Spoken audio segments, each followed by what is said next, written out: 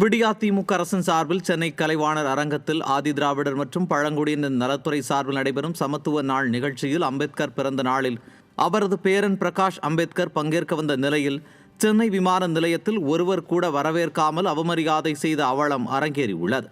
தெலங்கானாவில் 2023ஆம் ஆண்டு அம்பேத்கரின் 125 அடி உயர சிலை திறப்பு விழாவிற்காக சந்திரசேகர் ராவ் தனி ஹெலிகாப்டர் மூலம் பிரகாஷ் அம்பேத்கரை அழைத்து சிலையை திறந்து பின்னர் தனி ஹெலிகாப்டர் மூலம் மரியாதையுடன் அனுப்பி வைத்தார்.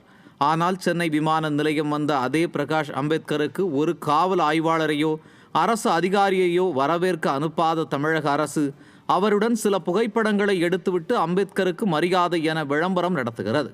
அம்பேத்கரின் பேரனை வரவேற்க கூட ஒரு பொறுப்பாளரையே அனுப்பாத அரசு படம் எடுத்தால்தான் மரியாதையா? சந்திரசேகர் ராவை போல நேரடி மரியாதையை காட்ட வேண்டாமா என மக்கள் கேள்வி எழுப்பியுள்ளனர். விடியா முதல்வர் ஸ்டாலின் கொண்டு வந்த மஞ்சப்பை திட்டம் மண்ணாக போனதாக பொதுமக்கள் காட்டமாக விமர்சிக்கின்றனர்.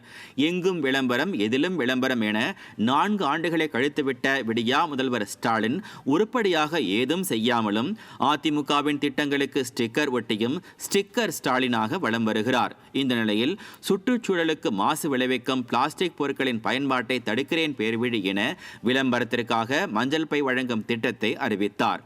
இந்த திட்டம் குறித்து பொதுமக்களிடம் உரிய விழிப்புணர்வை ஏற்படுத்தாமலும் அந்த எந்திரங்களை முறையாக பராமரிக்காமலும் விட்டதால் அவை வெறும் காட்சி பொருளாக மாறி திராவிட மாடல் ஆட்சியின் அவலத்திற்கு மற்றொரு சாட்சியாக மாறியுள்ளன. 1.5 வருஷம் கரெக்டாக 2 நாள் வேலை செஞ்சது.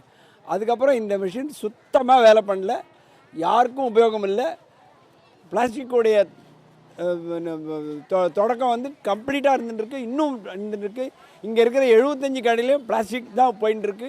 பிளாஸ்டிக் கேரி பேக்கில் தான் போயின்னு இருக்கு. வடக்கன்ஸ் வாங்கினாலும், நம்ம ஊருக்காரங்க வாங்கினாலும், மக்கள் வாங்கினாலும் பேப்பரோ காய்கறியோ பழமோ அரிசியோ மளிகை பொருளோ எல்லாம் பிளாஸ்டிக்கில் தான் போயின்னு இருக்கு. ஸோ இந்த இடத்த பிடிச்சி பண்ணதோடு சரி, ஒரு ரிப்பன் கட் பண்ணி பேப்பர் நியூஸ் ஐட்டத்தோடு அவங்க முடிச்சுட்டாங்க. ஆந்திர மாநிலம் அனக்காப்பள்ளி மாவட்டத்தில் உள்ள பட்டாசு தொழிற்சாலையில் நேரிட்ட பயங்கர பட்டாசு வெடி விபத்தில் 8 பேர் உடல் சிதறி பலியாகினர். கொட்வார்தலா ஊரில் உள்ள பட்டாசு தொழிற்சாலையில் வழக்கம் போல தொழிலாளர்கள் பட்டாசு தயாரிக்கும் பணியில் ஈடுபட்டிருந்தனர். அப்போது திடீரென்று பட்டாசுகள் பயங்கர சத்தத்துடன் வெடித்து சிதறியதில் தீ கொழுந்துவிட்டு எரிந்ததுடன் புகை மூட்டத்துடன் போர்க்களம் போல அந்த இடம் காட்சியளித்தது. ஆலை கட்டடம் முழுவதுமாக இடிந்து விழுந்த நிலையில் 2 பெண்கள் உள்பட 8 தொழிலாளர்கள் உடல் சிதறி உயிரிழந்தனர். படுகாயமடைந்த 7 பேர் மருத்துவமனையில் அனுமதிக்கப்பட்டனர்.